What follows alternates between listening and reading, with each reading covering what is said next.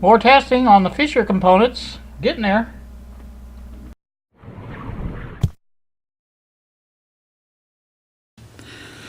Good evening, YouTube. Here with you on another evening episode of DERB. It's 9:25 now in the evening. What you see before you is the disc caps out of the Fisher. After some more testing using the component tester you see right here, I have cleared all these, and I believe they're all fine. Now this tantalum, or whatever this is, I think it's tantalum, measures a 957 nanofarads, which I think it's a 0.1 microfarads, which is pretty close. It's not that far out. Nothing here would cause the problem that I'm having.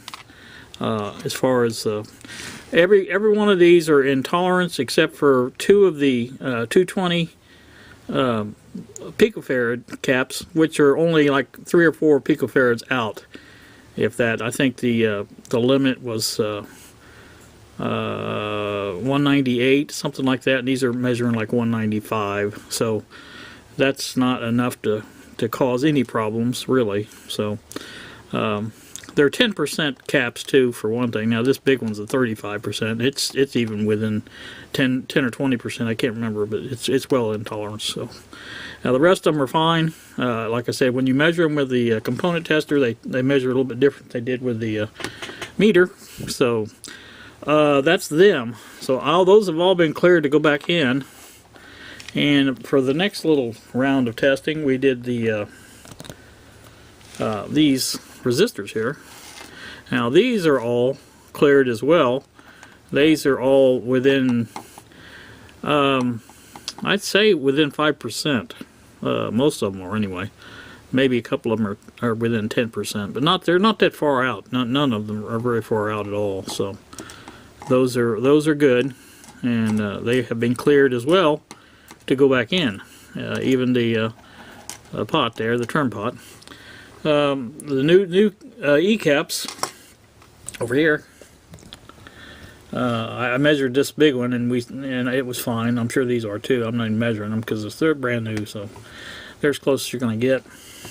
Now that just leaves the semiconductors, and I have been around and around with the idea that this diode pack thing was causing me problems.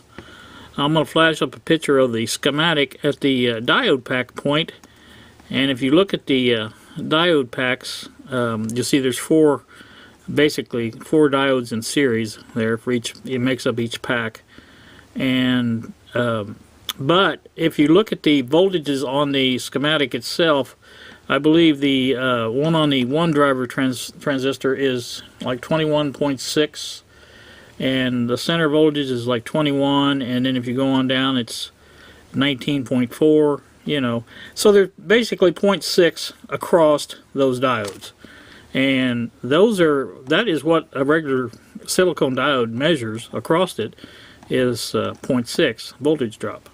So you know, I really see no need for 4 of them in a row, even though there are 4 of them in a row, obviously.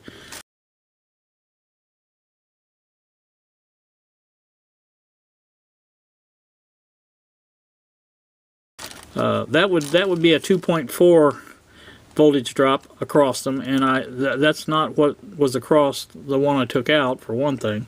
I think it was like 0.9 I measured. So whatever kind of diodes those are, I don't think they're silicone, but whatever they were, you know, I think these will take the place of it just fine, and will allow for the same amount of voltage drop, and so that's not a problem. So now I'm going to measure these transistors here next, and well, I said I was, but I'm not really going to, because I'm missing one of my leads broke off here while I was testing, and you can see there, I think you can see the end of it broke off, and I'm gonna have to fix that first. But I have tested these in the past since I took them out, and they test okay. I mean, they test just like transistors. I mean, you know, like they're supposed to. So what I have done, now I never have like these transistors here, these final transistors that I replaced the ones that were bad with. For one thing, they're not the same package, and they may be equivalent for as far as voltage is concerned, but you have to cross the leads because the collector and the emitter is mixed up, or base and collector, whichever it was. I can't even remember which one it was, but I know it's these two leads on each one of these have to be switched and crossed.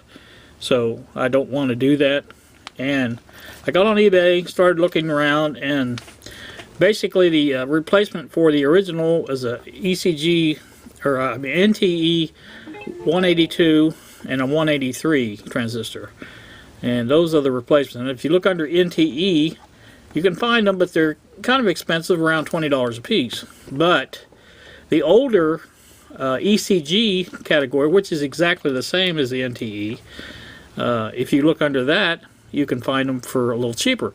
So I did find two, NTE 182 and NTE 183, to replace these two here, and I got them for less than $8 a piece. So we're gonna go with those and try that and get everything back like it should be.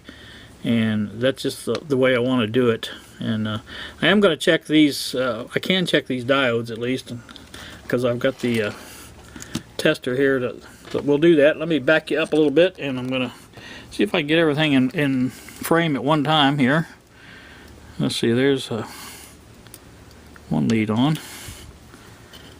And get the other one on. All right, there it is, hooked up. And we'll hit the test button,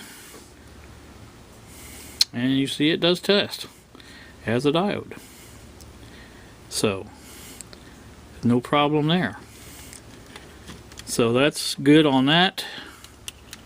That one is good. I have no reason why these wouldn't be good. They're brand new, but I thought, well, you know, they're here, we'll test them and see just exactly what they are. So those are another one hooked up. Let's go press the test again. Another good one. So that's fine. No problemo. So that's two of them are good. Now this last one, I believe, is one of the original ones in here, because I think that's the one that was across the finals. I'm pretty sure that's the one across the finals. Whether it's a heat sink sensing or whatever it is, it lays on one of the finals, and I think I've tested it before, but I'm going to test it again, just make sure it's okay. Hit the test button again, and it is fine.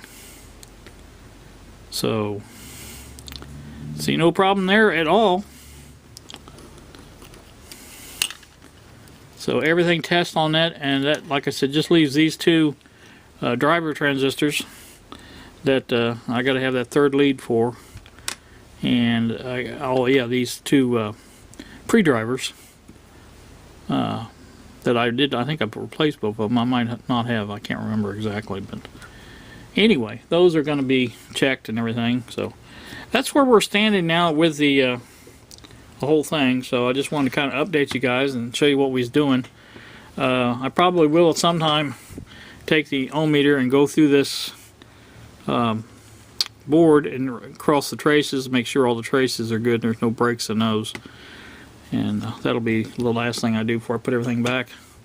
But anyway, I just want to let you know that there are some new transistors coming, and that way there will be no doubt that I have the correct parts in there. And like I said, these are probably just fine voltage wise. And it's just I never have liked substituting different packages, especially when the pinout is not the same. So I'll be happy to get the new ones in, and we can go ahead and put things back like they're supposed to be. So anywho, that's that, and I think I'm gonna close this down and get on with whatever else I'm doing. Probably fixing that lead, but next time, hopefully, I come back, I'll have the new transistors, and we can get on with this thing. and hopefully get Gary's amp fixed and back to him. So, alright, that's about it from here. You guys have a wonderful evening. Thanks for watching, and we will see you.